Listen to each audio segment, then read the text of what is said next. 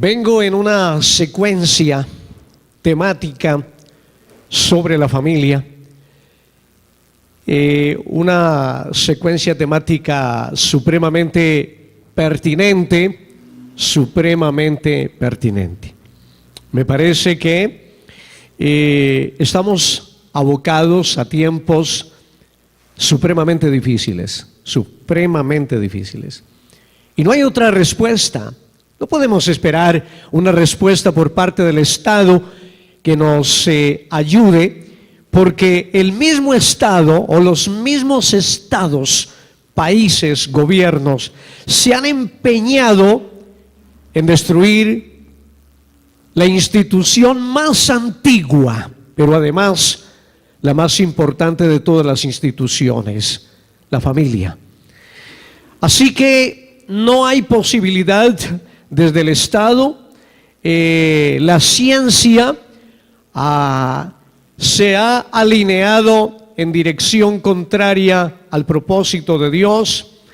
Si habláramos en términos sociológicos de la familia, seguramente tendríamos propuestas sociológicas que buscarían reorientar, entre comillas, la familia, por no decir ayudarla a catapultar en su desgracia. Y la psicología tampoco está haciendo mayor cosa. Yo diría que en algunos casos puede perjudicarnos, y lo digo siendo profesional en esa área, pero la verdad es que creo que no nos está ayudando. Nada pareciera ayudarnos en este orden, en este propósito. ¿De dónde debe venir la respuesta? La respuesta debe venir de las Escrituras. ¿Quiénes están atentos a recoger esa respuesta? La iglesia. No hay otra sociedad interesada, no hay otra sociedad interesada. Ustedes saben que le ha hecho un enorme daño a la familia, a organizaciones y movimientos, organizaciones proabortistas, movimientos feministas y también a la comunidad homosexual. Y bueno, y seguramente hay otros más, la política, los estados, las legislaciones. Todo parece venir, pareciera que Satanás ha orquestado un plan sistémico, programático en contra de la familia. Hay una intencionalidad oscura y siniestra que se cierne sobre la familia. Así que la iglesia debe recoger los postulados bíblicos, retomarlos. Por algo dice la palabra que somos la sal. Lo que le queda a esta sociedad es la iglesia. La iglesia tiene un papel preponderante, un papel trascendente en esta materia. La iglesia está llamada a sazonar y a preservar, a preservarse y a preservar la palabra en medio de una humanidad o de una sociedad putrefacta y descompuesta. Así que por esa razón es muy importante. Podríamos estar ocupados en otro tipo de temas, y sin duda cualquier tema que se plantee desde las Escrituras es de importancia, pero me parece que este es un tema que nos ayuda a recomponernos, a direccionarnos, porque la familia está en cuidados intensivos. Todo problema social proviene de la familia. Tiene sus raíces allí en el ámbito familiar. Todo problema hay que revisarlo, todo problema individual hay que revisarlo en el contexto de la familia. Toda descomposición social hay que revisarla desde allí. Sí, hemos aprendido tantas cosas. Nos volvimos habilidosos para hacer dinero. seguramente hemos logrado superarnos en términos académicos y avanzamos y la vida pareciera estar a nuestro alcance, todo aquello que deseamos. Pero la verdad, hermanos, es que si fracasamos en hacer familia, habremos fracasado en todo. No me importa cuántos títulos tenga, no me importa cuánto haya alcanzado en materia económica, no me importa cuán brillante e importante sea dentro de la sociedad o del entorno en el que vive, no me importa si su familia y la mía van en una ruta equivocada, en una ruta de descomposición. No importa, el éxito no puede ser considerado al margen de la construcción familiar. Todo éxito que desconoce, todo éxito de familia o individual, que hoy en esta sociedad materialista se mide por las adquisiciones, cualquier éxito en esa medida en detrimento de la familia no es más que una desgracia. No es más que una desgracia. Seguramente hoy tenemos mejores casas que las que estuvieron nuestros abuelos, pero son casas frías, habitadas pero con soledad, llenas de todo pero con carencias. Es una desgracia. Hay que volver los ojos y el corazón a la familia. La iglesia del Señor dice amén.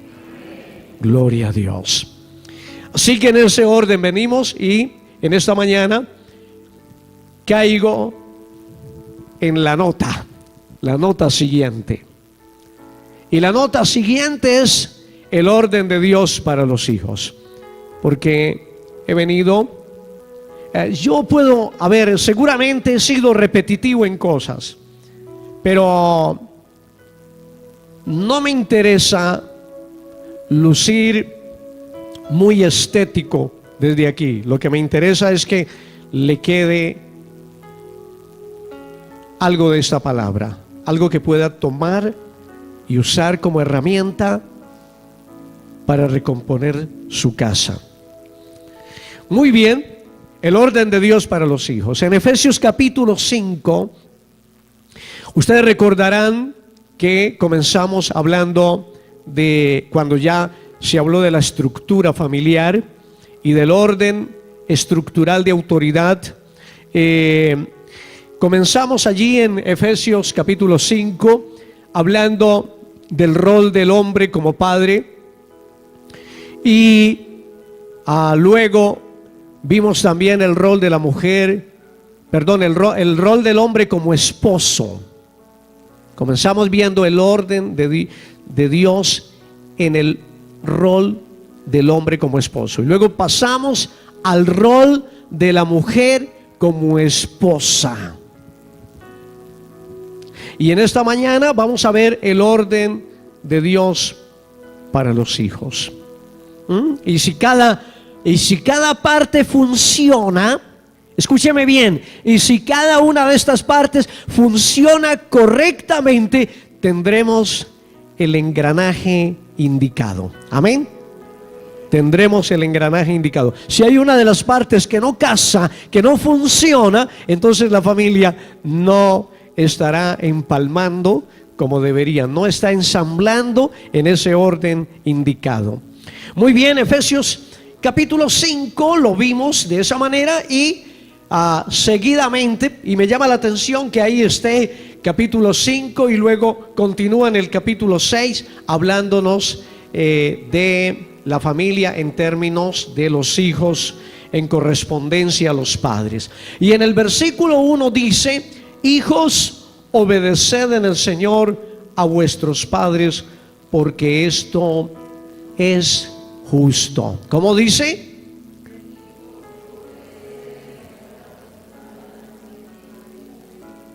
Muy bien.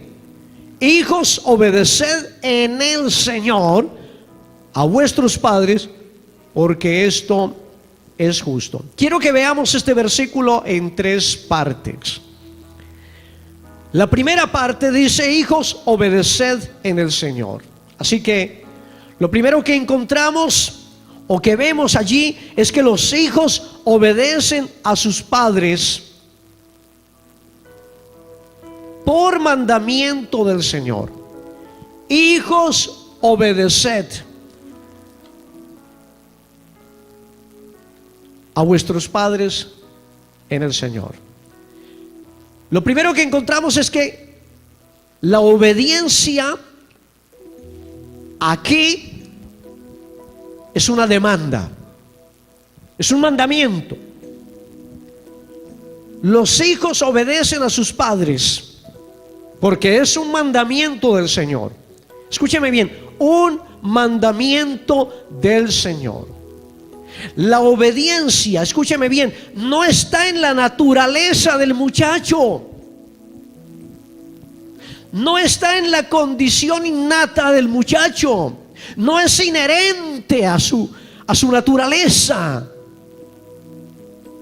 No, de ninguna manera. Pero cuando la Biblia dice que hay que obedecer en el Señor, nos está diciendo que la obediencia no es optativa, es decir, no es una opción, es imperativa. Es imperativa. Pero la obediencia no es espontánea, es un mandamiento, pero es un mandamiento que hay que establecer en el corazón, en el entendimiento del muchacho de manera progresiva, de manera constante. Un padre no tendrá un chico de 16, de 14 años obediente porque sí. El muchacho fue inclinado naturalmente hacia la obediencia. El muchacho progresivamente se encaminó en la obediencia. De ninguna manera, de ninguna manera. Lo único que no tenemos que enseñar a nuestros hijos es a no desobedecer, porque ellos por naturaleza están tendidos a la desobediencia. Escúcheme bien, la naturaleza caída del ser humano se revela a muy temprana edad. Usted va detrás del niño, cuando ya comienza a dar sus primeros pasitos, y cuando da sus primeros balbuceos, la primera palabra que ellos pronuncian con una claridad extraordinaria es no. Pero es una palabra de contradicción, no. Y está papá detrás del niño y mamá del niño, y ahí está esa pequeña criatura rebelde y de naturaleza dañada. No es tan lindo. Puede ser muy simpático el bebé, pero lo que les he dicho en otras ocasiones, ese hermoso bebé es unos, 15, 20 kilogramos de pecado.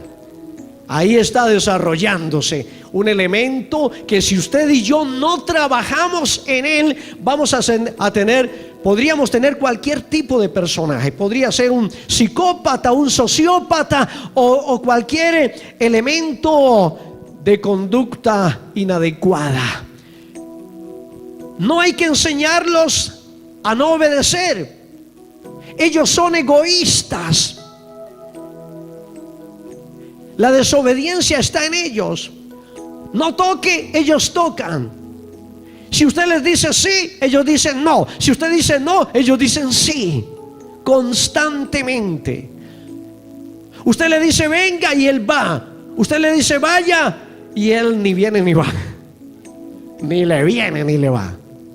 No hay que enseñarlos a ser desobedientes. Ellos son desobedientes. Son egoístas. Son crueles. Para que se dé cuenta, los niños son crueles. Así que no es tan hermosa criatura la que usted tiene allí que está criando.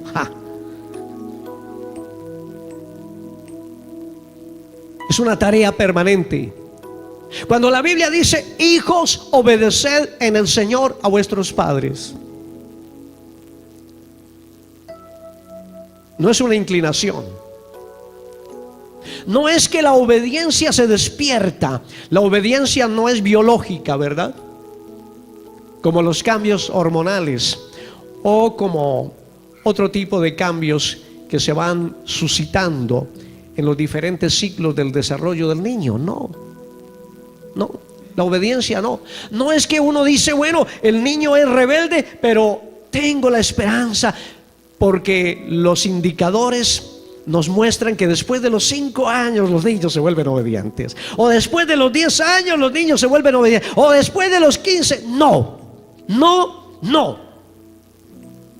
Si usted no hace un trabajo sistemático, si usted no hace un trabajo permanente, si usted no hace un trabajo continuo, dedicado, esforzado, donde traiga todos los elementos que son diversos en esto de criar, de educar, de formar un hijo, no será obediente si no ha tenido formación, si no ha sido estructurado tempranamente. Déjeme le digo, la personalidad apacible del muchacho, la personalidad moldeable del muchacho no surge de él, ha sido trabajada desde temprano por parte de sus padres. Hijos, obedeced en el Señor a vuestros padres. Obedeced al Señor, obedeced a vuestros padres en el Señor. Y yo diría, y obedeced al Señor, porque seguramente un hijo que aprende a obedecer tempranamente a un padre cristiano, temeroso de Dios, también aprenderá muy tempranamente a obedecer al Señor. Tengo una gran preocupación por la dejación disciplinaria, el abandono de los padres, de los mayores, en la crianza de los hijos. Hay muchos padres que tienen en mente la idea de que entre el hijo y el cerdo no hay mucha diferencia. Usted al cerdo le arrima comida, y el día que no le arrima comida, el cerdo se le puede comer una mano, o si lo encuentra por ahí, lo que encuentra se lo devora. Y hay padres que están muy preocupados en darle la comida a sus hijos, el vestido a sus hijos, pero que sus hijos son respondones, a ellos están totalmente lejanos, no les importa.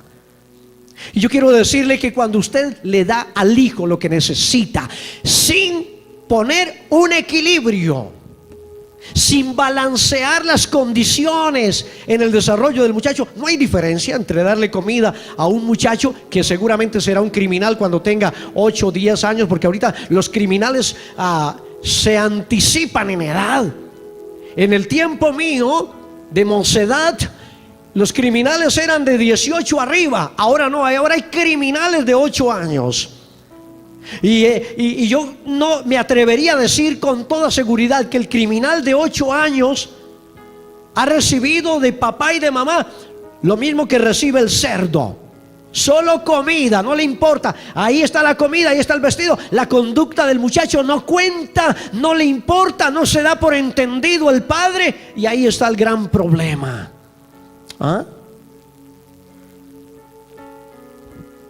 Lo segundo que encuentro en ese versículo, o que señala ese texto, es que la obediencia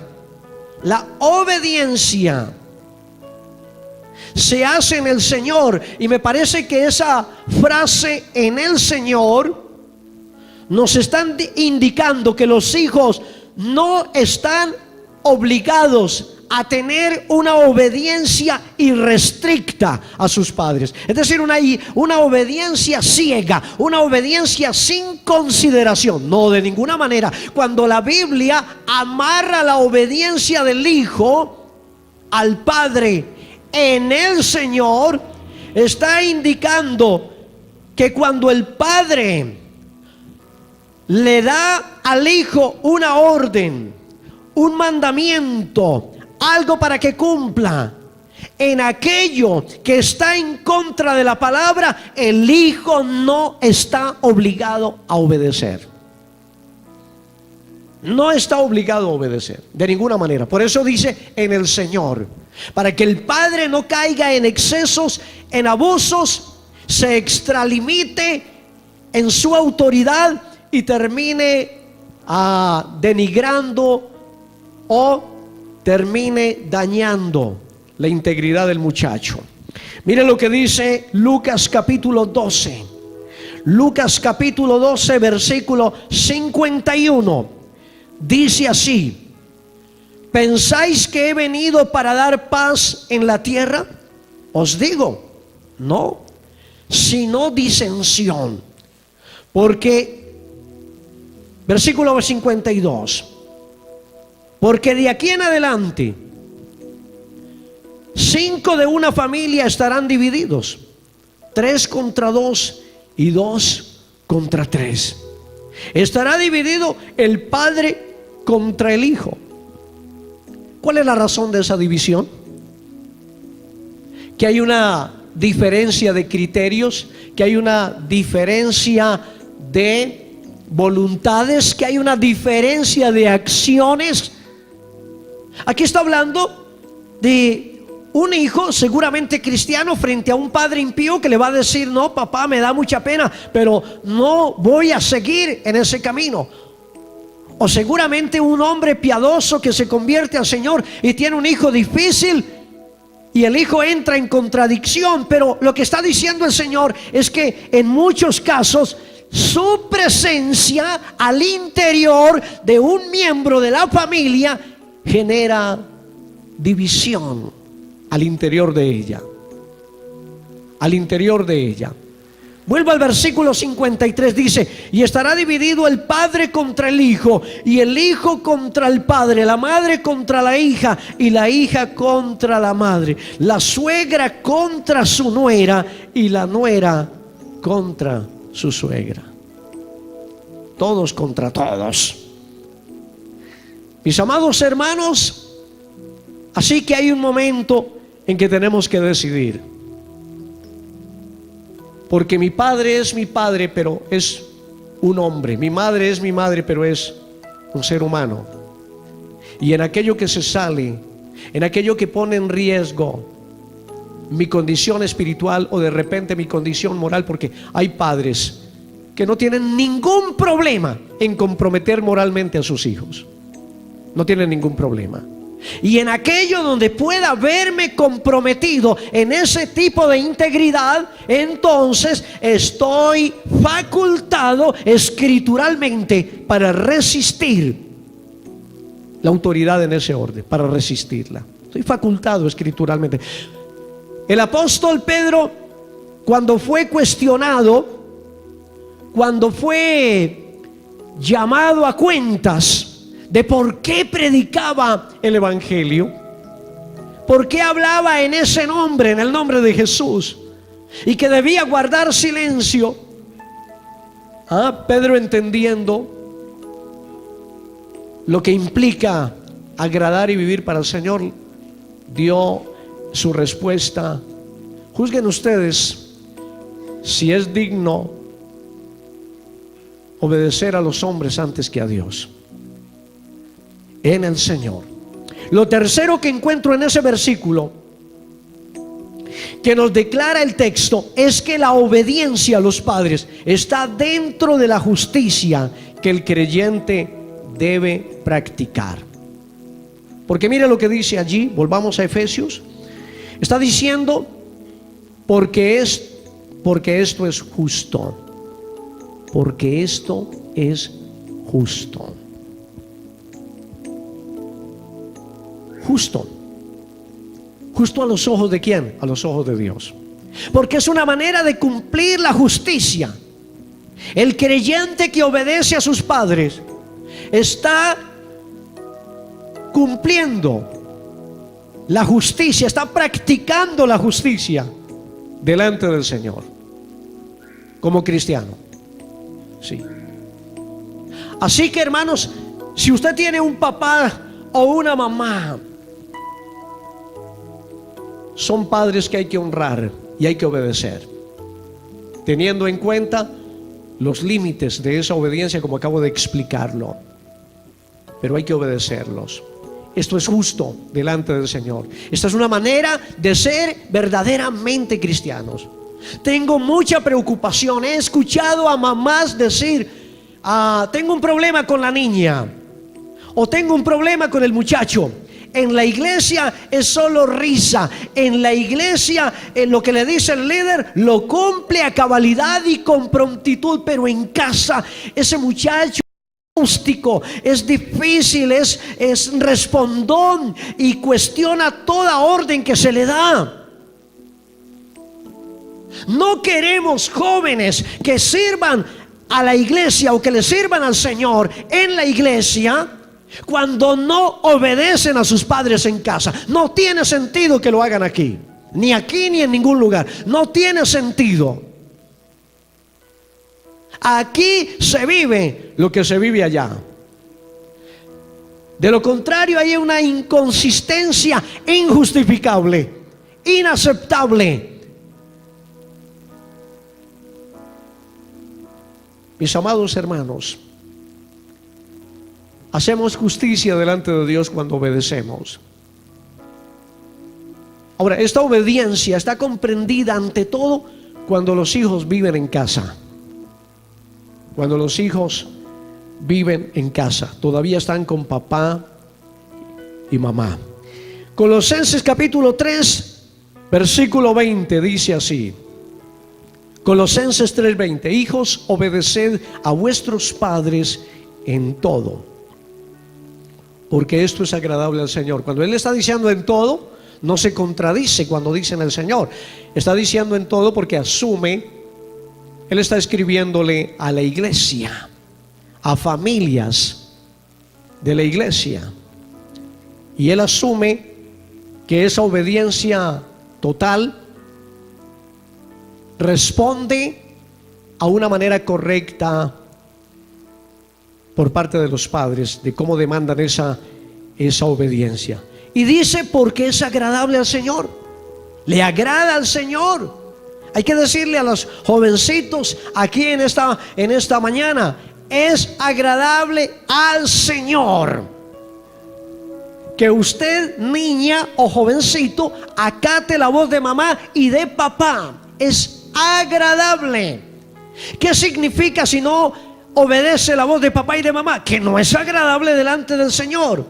Pero no solamente que no es agradable, sino que también deja consecuencias. Los padres suelen repetir esta frase a los hijos, y con total razón: se lo dije. Se lo dije. Y eso se lo dije se lo advertí, le di el consejo o le di una orden y no lo cumplió, y ahora está ahí. Se lo dije.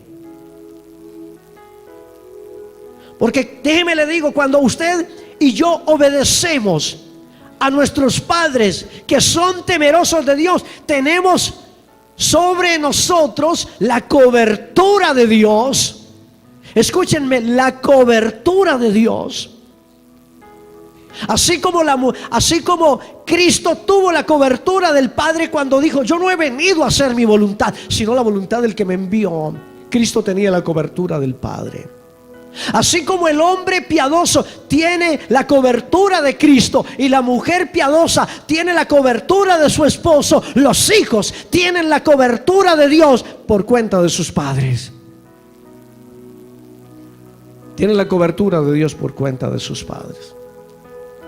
Cuántas tristezas, cuántas lágrimas, cuántas noches de dolor, cuánta soledad nos ahorraríamos si escucháramos la voz sabia por cuenta de mamá o de papá.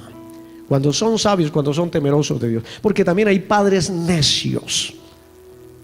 Hay mucho padre necio. Y en esa necedad hay una torpeza inconcebible. Inconcebible. Inconcebible.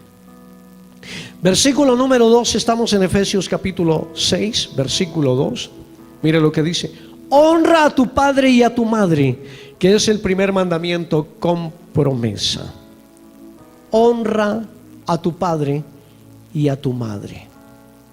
Al igual que la obediencia, la honra también es un mandato del Señor. Honrar no es una opción, también es un imperativo. En la obediencia hay acción y en la honra hay actitud.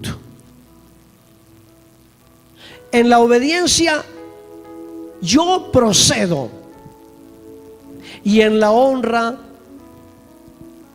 yo destaco. En palabras, en comportamientos, en actitudes. La obediencia también es parte de ella. No hay honra sin obediencia. Usted no puede decir yo lo honro pero no lo obedezco, o yo lo obedezco pero no lo honro. No hay honra sin obediencia, porque esta es la forma de mostrar respeto y consideración. Honra es eso, honrar es respetar y considerar. En el decálogo de Moisés de Éxodo capítulo 20, nosotros encontramos que allí se contempla el mandamiento de honrar a los padres. En Éxodo capítulo 20 versículo 12 dice: honra a tu padre y a tu madre, para que tus días se alarguen, dice, en la tierra que Jehová tu Dios te da. ¡Qué maravilla! Es el único versículo en los 10 mandamientos que hace alusión a la familia. Que hace alusión a la familia. ¿Y de qué manera? Dirigiéndose particularmente a los hijos y exigiendo que ellos honren a papá y a mamá. Y dice además que esa honra se traduce en bendición. Es el primer mandamiento con promesa, dice. El primer mandamiento con promesa. Y hay una cosa muy interesante. Si usted observa el decálogo o los 10 mandamientos de Moisés, usted no encontrará que cada mandamiento esté amarrado a una promesa. Usted no lo encuentra. A diferencia de este mandamiento de honrar a padre y madre. Y la promesa es largura de días, longevidad y prosperidad. Dos cosas que el hombre normalmente anhela. Yo quiero ser próspero, pero vivir mucho tiempo para disfrutar lo que me llega de la vida. Pues bien, esto no es desfasado pensarlo, sentirlo, desearlo, pero está amarrado, condicionado al hecho de honrar a papá y mamá. Versículo 3. Ahí está: para que te vaya bien y seas de larga vida sobre la tierra. Pero en los tiempos de Moisés también existía una ley severa que sancionaba la deshonra, la desobediencia. Cualquier hijo rebelde también tenía una paga, porque si bien Dios daba promesa al hijo obediente, al hijo que honraba a papá y mamá, también había una sanción severísima, muy severa. Venga conmigo a Deuteronomio capítulo 21. Deuteronomio capítulo 21. Y quiero que venga al versículo 18 y me acompañe en esta lectura. Dice así la palabra del Señor: si alguno tuviere un hijo contumaz significa terco, obstinado, empecinado, ¿sí? Siempre llevando la contraria. Y lo más tremendo es que el hijo contumaz es un hijo que no solamente no escucha, sino que se empeña en contradecir, casi que deliberadamente, en contradecir toda orden que viene de papá y que viene de mamá. Es lo que está diciendo. Si alguno tuviera un hijo contumaz y rebelde, que no obedeciere a la voz de su padre ni a la voz de su madre, y habiéndole castigado, no les obedeciere, es decir, habiendo impuesto una y otra vez una medida fuerte, una reprensión severa, no obedece el muchacho, no escucha, entonces lo tomarán su padre y su madre y lo llevarán a un reformatorio y lo pasarán por una serie de psicoterapias. Y ¿qué es lo que dice el texto? Mire el procedimiento tan severo. Entonces lo tomarán su padre y su madre y lo sacarán ante los ancianos de su ciudad a la puerta del lugar donde viva, y dirán a los ancianos de la ciudad: este nuestro hijo es contumaz y rebelde, no obedece a nuestra voz, es glotón y borracho, es buena vida. Y de eso sí que hay en cantidad. Es que esto es una clarísima radiografía de esta realidad que vivimos. Versículo 21. Entonces todos los hombres de su ciudad lo apedrearán y morirá. Así quitarás el mal de en medio de ti, y todo Israel oirá. ¿Y qué? Y temerá. ¿Qué le parece? ¿Cómo se procedía con el desobediente? Ahora está hablando de unos padres que dicen: no escucha nuestra voz, no atiende, es un rebelde, es dueño de sí en todo lo que hace desde muy temprana edad. Ustedes saben, hermanos, bueno, no sé si lo saben, pero los sociópatas no nacen, se hacen. Y hay mamás y papás muy listicos para crear un sociópata.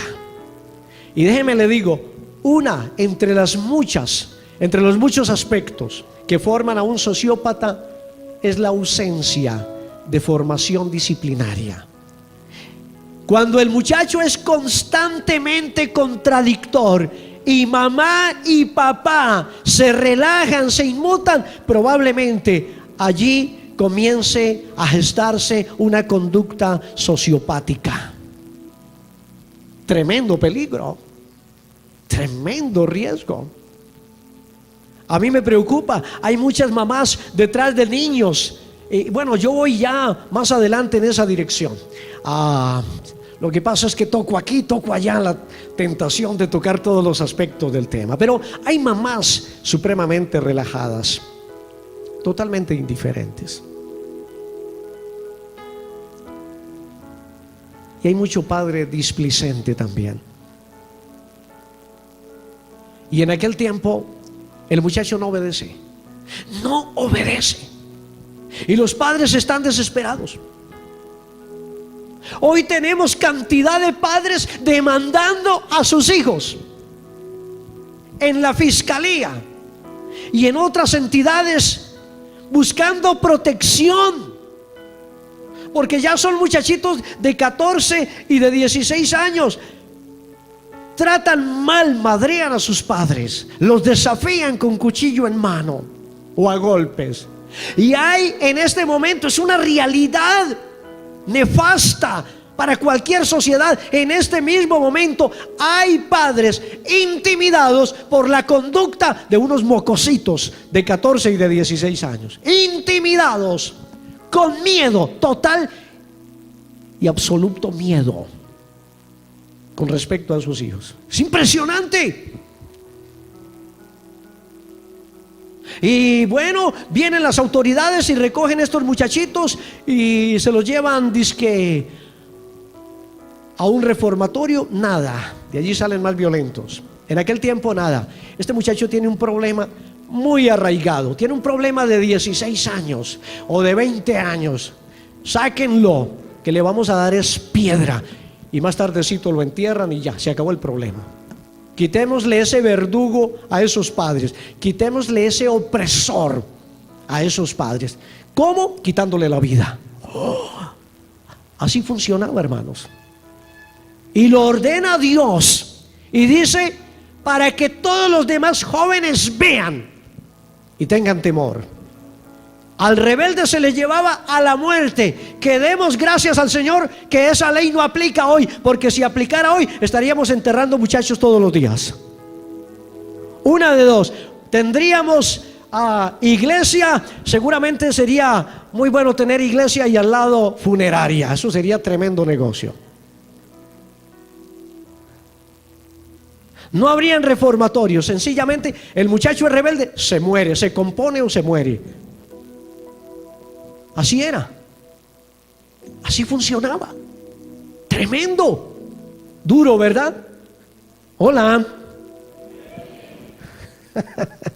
Por lo visto al que le van a dar piedras a mí, los veo tensos. Mis amados, así funcionaba. Y algunos comentaristas dicen que esos muchachos se colgaban en un árbol durante el día. Eso lo leí en un comentario. Escúcheme, que estos muchachos después de muertos los colgaban en un árbol y los dejaban allí todo el día, y en la noche o los quemaban o los sepultaban, y durante el día estaban exhibidos en un lugar público, ahí muertos, colgados, ya muertos. Así que todos los muchachos que pasaban por allí ya sabían la sentencia. Ya sabían la sentencia. Oh, hermanos, qué delicado es deshonrar a padre y a madre, según las Escrituras. Número 4. Allí volvemos a Efesios capítulo 6, versículo 4. Y vosotros, padres, no provoquéis. Los hijos deben ser obedientes, pero los padres no deben ser provocadores. Y vosotros, padres, no provoquéis a ira a vuestros hijos, sino criadlos en disciplina y amonestación del Señor. Críenlos en disciplina y en amonestación al Señor. No los provoquen. En todos los tiempos y en algunas culturas más que en otras, los padres han ejercido una autoridad dominante, represiva, abusiva sobre sus hijos, gobernándolos con rigidez, en algunos casos con exigencias y coacciones irracionales, provocando la ira, la desesperación y el resentimiento de sus hijos. Claro que sí. Hay padres necios que se han empeñado en dañar a sus hijos con un trato humillante, con un trato despreciativo, con un trato de ultraje. Oh, hermanos, la Biblia está diciendo: críenlos en disciplina. No los provoquen a ira. Críenlos en disciplina y amonestación del Señor. Disciplina en griego es paidei, que significa instruir, óigame bien, con educación, implantar progresivamente en el corazón del muchacho la sabiduría. Es formarlo, es construirlo. Paideia.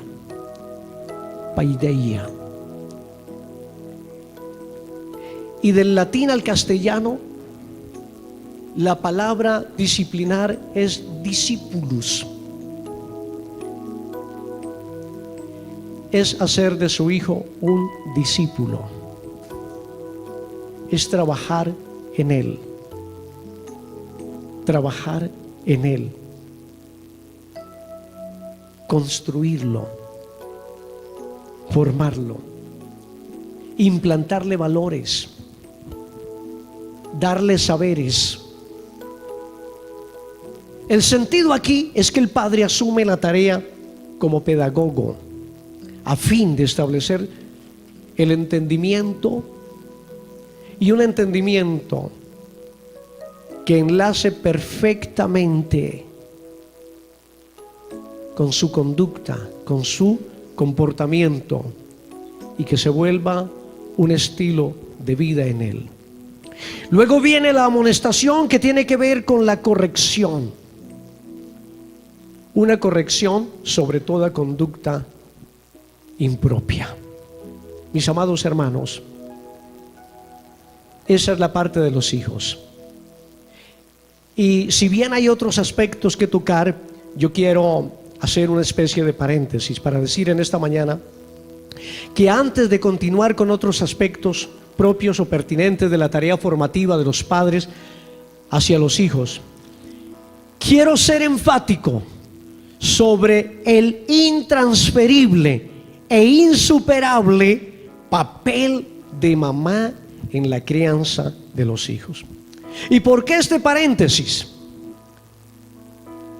Porque probablemente parte de lo que vemos aquí en Efesios capítulo 6, los primeros 3 versículos, tengan que ver y tendrán que ver necesariamente con el papel de mamá y de papá, para bien o para mal. Porque quiero decirle en esta mañana que el hijo es un producto que yo trabajo desde la etapa gestacional hasta cuando ya lo entrego al mercado laboral. Es un producto que el padre y la madre trabajan constantemente para que cuando sea un individuo totalmente formado pueda insertarse dentro de la sociedad sin problema alguno. No sea un elemento que la sociedad trate de expulsar, con el cual genere cierta confrontación, sino más bien pueda ser asimilado, porque sin duda será un sujeto de bien dentro de cualquier sociedad. Y hay una gran preocupación en el papel de mamá. En el papel de mamá, porque la mamá ha sido históricamente, tradicionalmente, la que mejor desempeño ha tenido en la crianza de los hijos. Los hijos han tenido en la mamá su figura de apego. Lo más relevante de sus vidas ha sido mamá, por lo general. Pero cada vez esa figura importantísima de mamá pareciera diluirse, pareciera disiparse progresivamente. Las mamás del siglo XXI no son ni las de finales del siglo XX, no son las mismas de principios del siglo XX o de ahí hacia atrás. No, las madres posmodernas tienen mucho más que lo que tenían las mujeres de esos tiempos, pero en materia de familia tienen menos y van hacia la ruina, porque esta sociedad les ha vendido un estilo de éxito que para conseguirlo tendrán que sacrificar su relación de pareja y también su papel de madres. Es lamentable. Muchos niños han sido privados del cuidado de la mamá desde el principio, desde su etapa lactante, y apenas comienzan a dar los primeros pasitos, mamá los transfiere después del abandono de la lactancia, porque hay mamás que por trabajar no pueden lactar a sus niños, no pueden alimentarlos, no pueden. Ese es un trabajo que hacen antes de salir antes de irse a laborar y cuando llegan a laborar. Y hay una cosa muy importante: las mamás no entienden que la lactancia no es solamente a darle al niño el alimento, ponerlo a chupar allí su pezón. No, hermanos, la lactancia, escúcheme bien, una lactancia sana, donde mamá está relajada, está tranquila, no está tensionada. La mamá comunica buena emocionalidad al niño. Sí. Está comprobado que una mamá que está lactando a su hijo y está bajo un estado de estrés, comunica toda esa tensión a través de la lactancia. Así que desde ahí se está perdiendo una conexión. Ahí hay una conexión, una conexidad emocional maravillosa entre madre y el niño. El niño no solamente está tomando el alimento, el niño está interactuando emocionalmente con mamá. Pero mamá no se percata de esa realidad, no se percata. Entonces sale y antes de salir a las carreras amamanta el bebé, y cuando llega en las horas de la tarde o de la noche, agitada, estresada, angustiada, tuvo un mal día, pero lo primero que va a hacer es lactar a su bebé. Qué tristeza, hermanos. Pero ella sigue trabajando, porque necesitamos más y vivir mejor. Necesitamos más para vivir mejor. Vivir mejor. ¿Ah? Entonces la mujer necesita trabajar.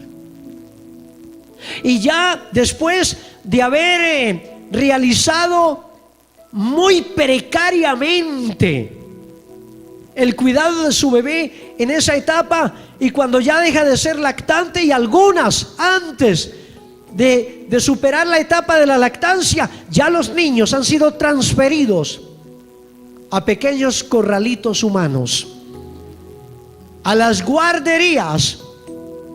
La guardería es un negocio para el que la tiene, pero es fatal para los niños. Los niños no deben criarse en guarderías. Un sociólogo dijo que las guarderías eran parqueaderos infantiles.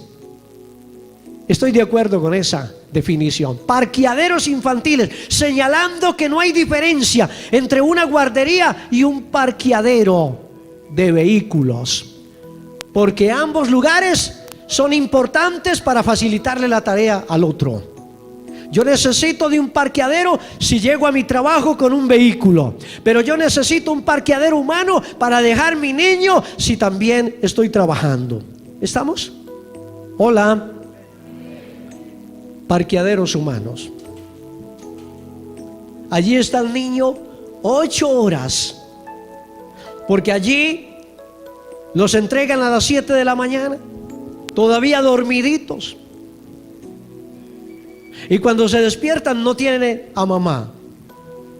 Tienen una señora allí que también está desesperada de tener 20 o 30 muchachos y está gritando o está enfadada, y esa no es mamá.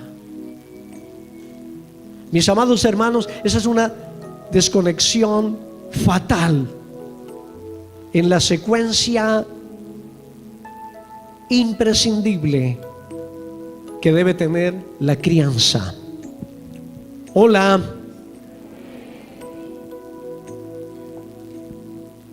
Muchos hombres han empujado a sus mujeres a trabajar por fuera de su casa. Las han obligado. Las han obligado. Y es muy lamentable, hermanos, muy lamentable. Ellos necesitan que ellas aporten. Yo no sé, hermanos, en qué momento entramos en esa basura. Yo le digo una cosa, hermanos. Yo me crié, y claro, soy de otra generación, pero hermanos, los cuidados de mamá siempre estuvieron allí. La atención de mamá siempre estuvo allí. Y yo me crié con la claridad de que era el hombre el que respondía por la casa. Ahora, si la mujer sale a trabajar, también tendrá que responder. No está eximida. Si ella gana y si a ella se le antoja trabajar, entonces también se le tendrá que antojar, o así no se le antoje, aportar para todos los gastos de la casa. Eso no es que la obligación es del hombre, pero ella está trabajando por fuera. Si ella trabaja por fuera y no mantiene la casa, entonces también que participe de ese presupuesto, pero de ninguna manera estoy de acuerdo. Usted puede señalarme como quiera, usted puede decir, pastor, usted a sus 50 y pico todavía tiene una mente retrógrada. Pastor, todavía usted es algo cavernícola, algo legendario en la materia. No se da cuenta. No me importa, hermanos. Por eso estamos como estamos. Sí. Los muchachos hoy tienen ropa de marca. Los muchachos hoy tienen teléfonos de alta gama y son colicagaditos de 8, de 10 años. Los muchachos hoy tienen todo lo que se les antoja, pero no tienen lo esencial. No tienen una madre que abraza. No tienen una madre que está ayudándoles en todos los procesos de su desarrollo. No la tienen. Y hay padres que tienen, óigame bien, en lo que le dan a sus hijos, se lo dan porque esa forma de entregar a sus hijos se llama provisión compensatoria. ¿Qué significa? Ellos compensan su sentimiento de culpa porque se dan cuenta que no le están dando a sus hijos una calidad de vida en términos afectivos, en términos emocionales, y entonces los compensan con cosas. Con cosas. Es una manera de proveer compensatoriamente. ¡Qué desgracia! ¡Qué desgracia! Hay hombres que empujan a sus mujeres sin considerar el altísimo costo de ese ingreso adicional. Los niños que provienen de madres que trabajan largas jornadas laborales fuera de casa son, salvo pocas excepciones, los más proclives a la depresión temprana.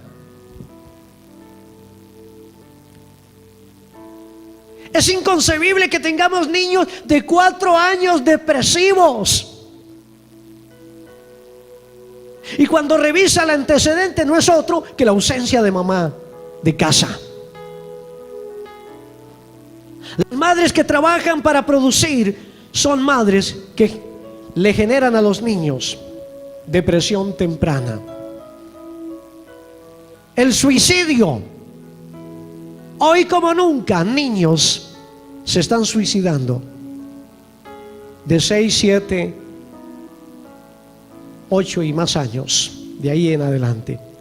La drogadicción también hace parte de ese paquete en estos niños o niños con este antecedente de familia. El pandillismo, la prostitución, los embarazos precoces en niñas que apenas se están formando, y todo tipo de delincuencia juvenil se está recreando. Óigame bien, se está recreando desde ese ámbito. La ausencia recurrente de la madre que trabaja fuera de casa rompe la conexión emocional y afectiva con los niños por su intermitencia. Pero además interrumpe los cuidados apropiados y oportunos en los diversos procesos o en los distintos procesos básicos del desarrollo del niño. Pero además lo inhabilita en la sana transición de un ciclo a otro. Esa será probablemente una generación perdida. Qué lamentable, mis amados hermanos. Qué lamentable. Qué lamentable. Es una desgracia total. Es una desgracia total.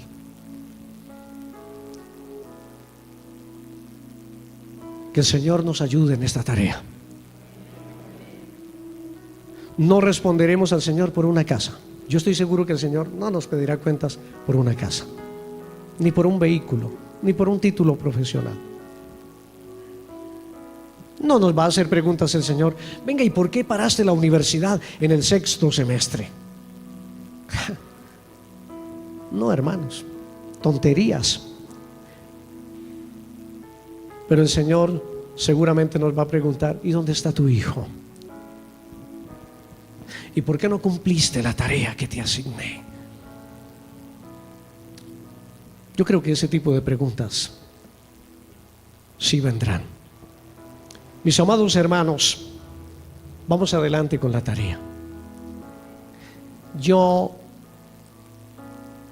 no estoy de acuerdo con que la mujer salga a trabajar fuera de casa cuando tiene niños, y no puedo cambiarlo. No puedo cambiarlo. Yo prefiero que no haya televisor en casa. Si es que ella necesita trabajar para que pasemos del de 20 pulgadas, que ya es viejo y es un cajón ancho, para a un, qué sé yo, un superplasma, yo no sé qué habrá ahora, de 50 o de más pulgadas, no, hermanos. Prefiero que no haya televisión en casa. Y que todavía seguimos en los catrecitos y las camitas viejas, no importa. Pero mamá está en casa. Tendremos hijos contentos, bendecidos, bien criados. Un día se irán de casa, pero se habrán ido llenos de lindos recuerdos. Amén. Se habrán ido llenos de lindos recuerdos. Recordarán cómo mamá hacía una fiesta cada tarde que se sentaba a ayudarle a hacer sus tareas. Recordará que mamá estaba ahí para hacer la oración de cierre del día, de la noche, para descansar. Recordará el abrazo de mamá, recordará el abrazo de mamá, el beso de mamá, la linda palabra de mamá. Se irá de casa, pero cada vez que recuerde a papá y a mamá, tendrá el más profundo deseo de volver, verlos y abrazarlos. Le asistirá la nostalgia de hogar. Hoy muchos hombres se van de casa y no tienen nostalgia de hogar, porque el hogar no les dejó nada. El hogar los despojó, no les dio, los despojó. Qué lindo es tener nostalgia de hogar. Que el muchacho está fuera de casa y cuando llama dice: mamá, papá, estoy deseoso de ir a verles y de compartir las experiencias que he tenido y abrazarles, y quiero que sepan que los amo, que los recuerdo con inmensa gratitud.